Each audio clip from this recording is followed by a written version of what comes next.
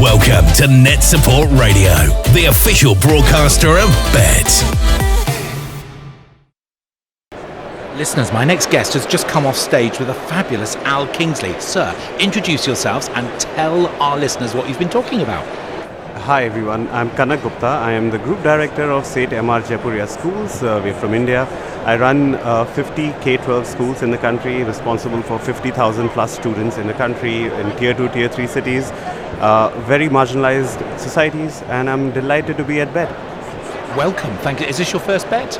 No, this is my third Bett. I'm speaking the second time at Bett. Yeah. Well done, congratulations. How was your talk? Well received?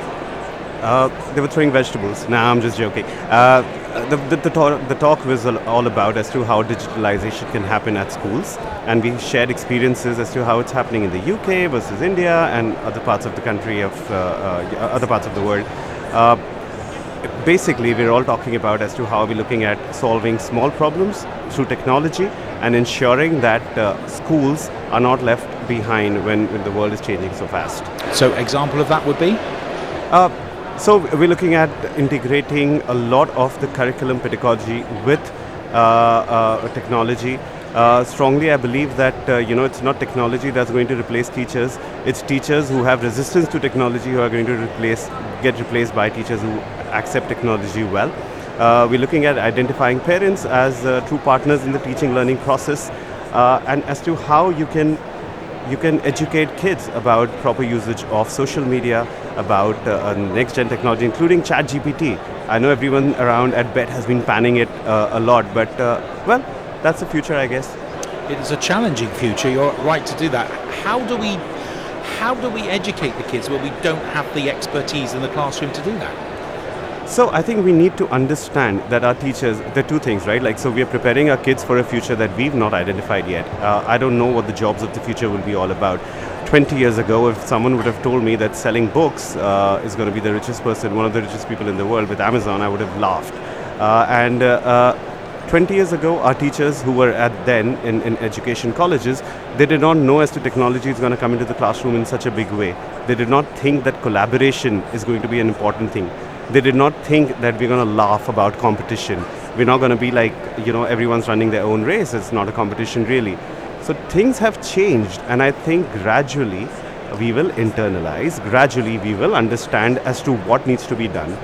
But a lot of decisions would be driven by data. I say this quite often that, in God we trust, everyone else should bring data.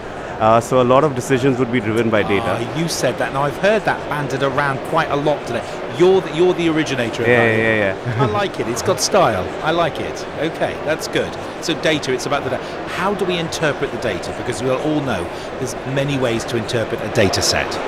So I think we need to understand as to, so every school would have its own personality. Every school would have its own set of challenges.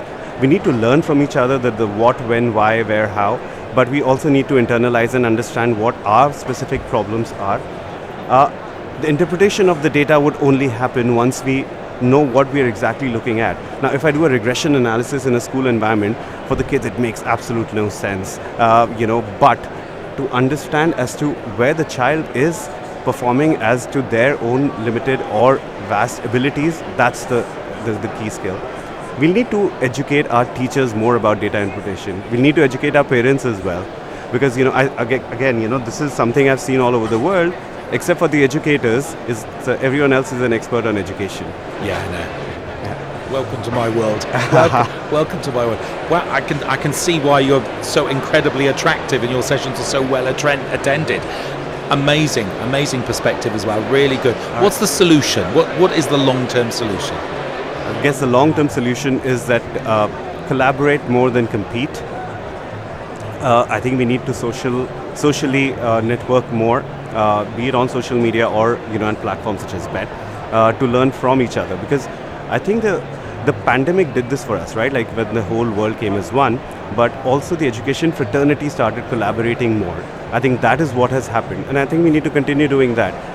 Instead of being very focused, as to how the education system emerged was, we all wanted to sell books and created classrooms. And, it's now turned from the industrial revolution to technology to now social revolution.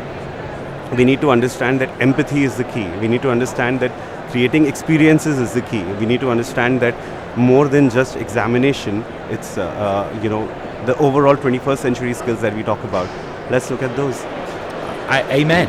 That's just perfect. It's refreshing to hear someone as academically acclaimed as yourself saying exactly what I guess the new thinkers, the clear thinkers, the new policy makers hopefully will also be saying. Where can folks connect with you on social media? So I'm on LinkedIn and I'm on Twitter. My name is Kanak Gupta. If you just Google search my name with Kanak Gupta and Jaipuria Schools, you'll be able to find me. Thank you so much for joining us. Good to talk to you. And you. Thank you.